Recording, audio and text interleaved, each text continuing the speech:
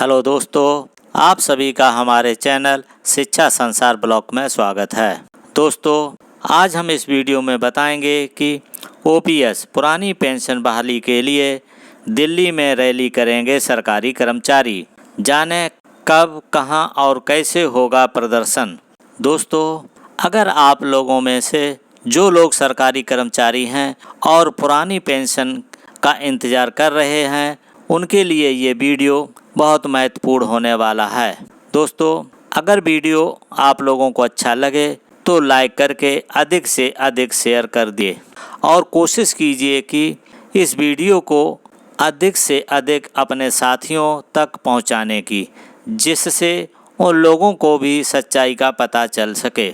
यदि आप पहली बार इस चैनल को देख रहे हैं तो इस चैनल को सब्सक्राइब करके बेल आइकन यानी घंटी वाले निशान को दबाकर ऑल पर प्रेस कर दीजिए, जिससे हमारी हर अपडेट आपको सबसे पहले मिल सके।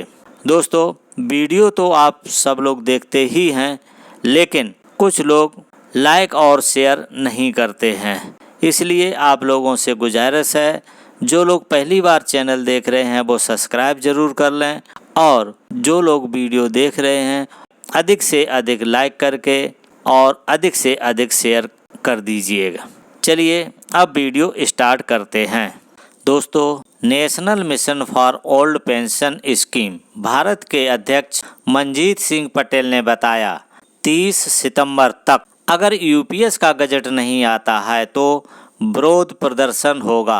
इसके अलावा 17 नवंबर को नई दिल्ली में ओपीएस बहाली के लिए पेंशन जय घोष महारैली आयोजित की जाएगी। अगर यूपीएस का गजट 30 सितंबर तक नहीं आता है तो सरकारी कर्मचारी 17 नवंबर को दिल्ली में ओपीएस बहाली के लिए जय घोष महारैली करेंगे, जिसका आयोजन किया जाएगा। दोस्तों, ये तो सभी लोग जानते हैं कि पेंशन जो है बुढ़ापे का एक सहारा होता है, बुढ़ापे की एक लाठी होती है।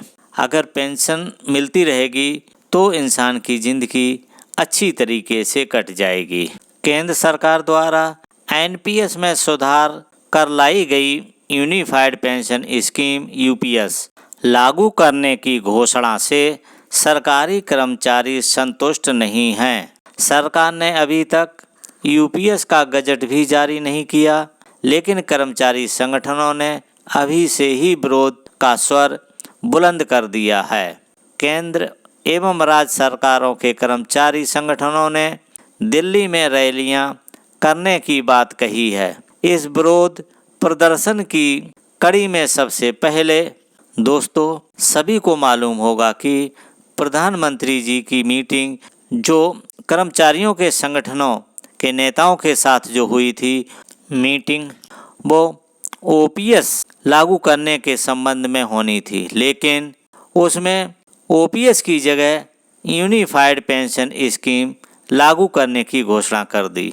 जैसे ही घोषणा हुई वैसे ही सभी कर्मचारी नाराज हो गए। लेकिन सरकार का तो देखिए अभी तक यूपीएस का गजट भी जारी नहीं किया। जब गजट जारी नहीं हुआ तब तो इतना विरोध केंद्र के और राज्य के सभी कर्मचारी संगठनों ने ऐलान कर दिया है रैलियां करने की। एनएमओपीएस द्वारा 26 सितंबर को देश के सभी जिला मुख्यालयों पर विरोध प्रदर्शन आयोजित किया जाएगा। इसके बाद 17 नवंबर को केंद्रीय कर्मचारी संगठन national mission for old pension scheme Bharat AINPSEF नई दिल्ली में राष्ट्रीय स्तर की रैली करेगा। इसमें विभिन्न राज्यों के कर्मचारी संगठन भी हिस्सा लेंगे। दोस्तों, एनएमओपीएस द्वारा 26 सितंबर 2024 को देश के सभी मुख्यालयों पर विरोध प्रदर्शित किया जाएगा। 17 नवंबर को केंद्रीय कर्मचारी संगठन दिल्ली में राष्ट्रीय स्तर पर रैली करेगा। देश के सभी राज्यों के कर्मचारी संगठन भी उसमें हिस्सा लेंगे। अखिल भारतीय रक्षा कर्मचारी महासंघ AIDEF के सदस्यों ने प्रतिज्ञा ली है कि जब तक मैं गैर अंशदायी पुरानी पेंशन योजना हासिल नहीं कर लेता तब तक चैन से नहीं बैठूंगा। रेलवे के विभिन्न कर्मचारी संगठन भी अब खुलकर यूपीएस के विरोध में खड़े हो गए हैं। एआईडीईएफ के महासचिव सी श्री कुमार ने बताया, आयुध कारखानों के रक्षा कर्मचारी 1 अक्टूबर को निगम दिवस का बहिष्कार करेंगे। इस संगठन से जुड़े कर्मचारियों ने यूपीएस के खिलाफ अपने दोस्तों सी श्री कुमार जो महासचिव हैं एआईडीईएफ के, उन्होंने कहा कि रक्षा कर्मचारी गैर अंशदायी पुरानी यानी यूपीएस यानी ओपीएस लेके ही रहेगा। आयुध कारखानों के रक्षा कर्मचारी 1 अक्टूबर को निगम दिवस जो मनाया जाता है उसका बहिष्कार करेंगे। आंदोलन को दोबारा से प्रारंभ करने का निर्णय लिया है। अंशदायी पेंशन योजना यूपीएस का पुरजोर विरोध किया जाएगा। पिछले 20 वर्षों से केंद्र और राज्य सरकार के कर्मचारी अंशदायी पेंशन योजना के खिलाफ लड़ रहे हैं। उनकी मांग गैर अंशदायी पुरानी पेंशन योजना को फिर से बहाल करना है। कर्मचारियों के पास अब यही विकल्प बचा है कि वे यूपीएस में शामिल हों या एनपीएस में बने रहें। दोस्तों, अब सभी संगठनों ने ये निर्णय लिया है कि पुरानी पेंशन ही लेंगे, क्योंकि अब उनके पास तो एक ही विकल्प बचा है, यूपीएस में शामिल हों या फिर एनपीएस में।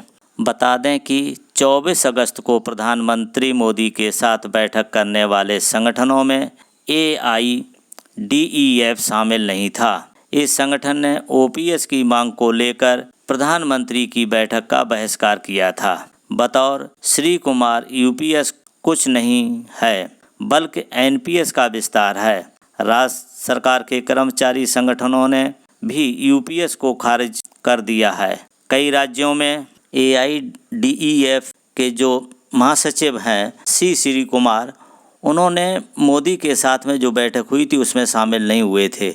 उन्होंने कहा था कि यूपीएस जो है वो कुछ भी नहीं है, वो तो केवल एनपीएस का विस्तार है। रैलियां और विरोध कार्यक्रम आयोजित किए जा रहे हैं। एआईडीईएफ महासचिव सी श्री कुमार के मुताबिक वे यूपीएस को स्वीकार नहीं कर सकते। वजह यह एक अंशदायी प्रकृति की योजना है। कर्मचारियों की संचित निधि उन्होंने 3 दशकों से अधिक समय तक योगदान दिया है, उसे वापस नहीं लौटाया जाएगा। भले ही पेंशन की पात्रता 25 साल रखी गई है, लेकिन कर्मचारियों को पेंशन 60 साल की उम्र के बाद ही मिलेगी। पुरानी पेंशन योजना में मिलने वाले कई लाभ एनपीएस और यूपीएस में नहीं मिलते हैं। 2 अक्टूबर को एआईडीईएफ ने रक्षा कर्मचारियों, विशेषकर एनपीएस कर्मचारियों को एकजुट करने का निर्णय लिया है। दोस्तों, यूपीएस में 25 साल सर्विस होनी चाहिए, तब 12 महीने की बेसिक पे का एवरेज का 50% पेंशन मिलेगी, जबकि कर्मचारियों को 60 साल के उम्र की बाद मिलती है। यूपीएस में वो चीज़ नहीं है, एनपीएस और यूपीएस में वो नहीं मिलता है जो पुरानी पेंशन में मिलता है। यूनियन एक्शन कार्यक्रमों का भी समर्थन करता हूं और उनमें भाग लूँगा। मैं प्रतिज्ञा करता हूं कि जब तक मैं गैर अंशदायी पुरानी पेंशन योजना हासिल नहीं कर लेता, तब तक चैन से नहीं बैठूंगा और हम सभी सरकारी कर्मचारियों की इस वास्तविक और उचित मांग को वास्तविकता में बदलने में एक हैं। इस बाबत दूसरे संगठनों से भी चर्चा जारी है। National mission for old pension scheme Bharat के अध्यक्ष मंजीत सिंह पटेल ने बताया, 30 सितंबर तक अगर यूपीएस का गजट नहीं आता तो विरोध प्रदर्शन होगा। इसके अलावा 17 नवंबर को नई दिल्ली में ओपीएस बहाली के लिए पेंशन जय घोष, पुरानी पेंशन बहाली संयुक्त मोर्चा ने इस बाबत हस्ताक्षर अभियान शुरू किया है। हस्ताक्षर अभियान में लखनऊ, मऊ, उन्नाव, कानपुर, शाहजहांपुर, लखीमपुर व बरेली से हजारों कर्मचारियों ने दिल्ली चलने की तैयारियां प्रारंभ कर दी हैं। इस बार साफ है कि 20 वर्ष की नौकरी के बाद 50% पेंशन का आधार सुनिश्चित हो। कर्मचारी अंशदान की ब्याज सहित यानी जीपीएफ की तरह वापसी और बीआरएस अनिवार्य सेवानिवृत्त पर दोस्तों उत्तर प्रदेश से संयुक्त मोर्चा ने जो हस्ताक्षर अभियान जो चलाया है वो लखनऊ, मऊ, उन्नाव, कानपुर, लखनऊ, शाहजहांपुर, लखीमपुर व बरेली से सभी कर्मचारियों ने, हजारों कर्मचारियों ने दिल्ली जाने के लिए अपनी तैयारी कर ली। उनका एक ही कहना है कि हमें 20 साल की नौकरी के बाद 50% पेंशन चाहिए और जीपीएफ की तरह जो पैसा कटा है वो चाहिए। सेवानिवृत्त, अनिवार्य सेवानिवृत्त और बीआरएस की संपूर्ण राशि की वापसी, ये मांगे मनवा के ही रहेंगे। 17 नवंबर की रैली में देश भर से लाखों कर्मचारी भाग लेंगे। इनमें दिल्ली, जम्मू कश्मीर, पंजाब, हिमाचल प्रदेश, उत्तर प्रदेश, उत्तराखंड, छत्तीसगढ़, हरियाणा, गुजरात, असम, मेघालय, नागालैंड, सिक्किम, तमिलनाडु, चंडीगढ़ और महाराष्ट्र सहित अन्य प्रदेशों के अलावा केंद्रीय कर्मचारियों के संगठन भी शामिल हैं। एनएमओपीएस के राष्ट्रीय अध्यक्ष विजय कुमार बंधु की अध्यक्षता में 15 सितंबर को संगठन की राष्ट्रीय कार्यकारिणी की बैठक दिल्ली में आयोजित की गई थी। इस बैठक में सभी राज्यों के मुख्य पदाधिकारियों ने भाग लिया। इसमें ओपीएस बहाली के लिए आगामी आंदोलन की रूपरेखा तैयार की गई। सबसे पहले 26 सितंबर को देश के समस्त जिला मुख्यालयों पर यूपीएस एनपीएस के खिलाफ आक्रोश मार्च होगा। इसके बाद 15/2024 को दिल्ली में एनएमओपीएस का राष्ट्रीय अधिवेशन आयोजित किया जाएगा। उसमें आगे की रणनीति का ऐलान होगा।